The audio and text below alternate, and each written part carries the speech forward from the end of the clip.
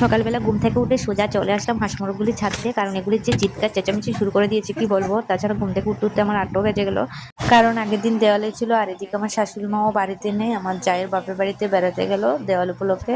তো যাই হোক, এবার আমি রান্নাঘরে চলে আসলাম চাটা খেয়ে। আজকে আমি রান্না করব সর্ষে ইলিশ আর ইলিশ মাছের মাথা দিয়ে কচুর ঝোল। সবার প্রথমে আমি সর্ষে ইলিশ রান্না করে নিচ্ছি। তো সেজন্য কড়াইতে শুকনো লঙ্কা, কাঁচা লঙ্কা আর কালো জিরা সম্বার দিয়ে, তারপরে নারকেল পেস্টগুলি দিয়ে, এখানে একটু হলুদ, লবণ আর হালকা একটু জিরে গুঁড়ো দিয়ে ভালো করে কষিয়ে এবার আমি সর্ষে পেস্টগুলি দিয়ে দিলাম, তারপরে একটু হালকা চিনি দিয়ে দিলাম। তো এবার আমি এখানে মাছগুলি দিয়ে দিচ্ছি। তো সবার শেষে আমি মাছ ভাজার যে তেল ছিল এগুলি একটু উপরে ছড়িয়ে দিলাম। তো আমার সর্ষে ইলিশ হয়ে গেল, এখন কচুর ঝোলটা বসিয়েছি। তাছাড়া রান্নাও পটাপট হয়ে গেল, কারণ আমার বড় বোন সব কিছু রেডি করে দিয়েছে, তো সেজন্য রান্না করতে এত লেট হয়নি।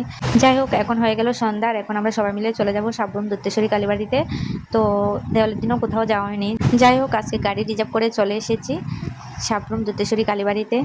তো এখানে এসে দেখি এত মানুষ হয়নি, দেওয়ালের দিন অনেক মানুষ হয়েছে শুনেছি, তো আজকে এত হয়নি। তো এখন একটু সাংস্কৃতিক অনুষ্ঠান দেখছি, তারপরে বাড়িতে চলে যাব, কারণ বাড়িতে এমনিতেও কেউ নেই। আমার যাতারাও সন্ধ্যাবেলায় বাড়ির গাড়ি নিয়ে বেরিয়ে পড়লো।